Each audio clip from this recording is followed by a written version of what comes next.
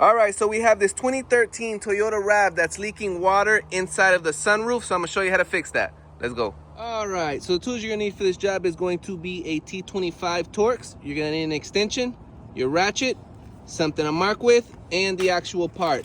I'll put a link in the description to everything that I use, and if you purchase something, thanks in advance because it helps the channel. Let's go. So right here, you can actually see where the rubber is cracked. So we're gonna replace this whole rubber. All right, so once you get the door open, you're gonna come here and then you're gonna see this little flap. All you gotta do is either pull it down or pull it to the side. And you're gonna see a T25 Torx, which is right there. And then there's another one right here. So there's two of them on the passenger and two of them on the drivers. We're gonna pop those off and be right back.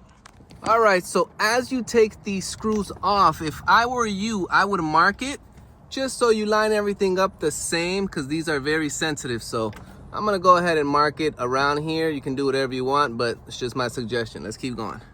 All right, so once you get all of the 4 screws out, you can actually push this up just like that, see? So now I'm gonna go on to the outside, pop it off, and then we'll keep going. All right, so once you have it off, get something soft to work on, and you're gonna take off this all the way around, but take note that the bigger lip goes underneath, and then the smaller lip, you could see right there, is what sits in this little crevice. So we're gonna clean it up and then pop the new gasket on. So the easiest way to do this is flip it upside down, and what you're gonna do is you're gonna roll it like this into that little crevice, and you're gonna roll it down, and it'll stick right in there like that.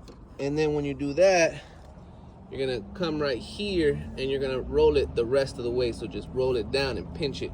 You can feel it as you're rolling it up so it can sit in that lip right there. So I'm gonna keep rolling it and we'll be right back. All right, my friends, so as you can see, that bad boy is on, and if you look close, you could see there's no lip left uncovered. So that's what it needs to look like. So we're gonna go ahead, grab it, and put it back on. All right, so once you get it back on, you gotta put all 4 screws back in. Just make sure you line it up with those markings that you made.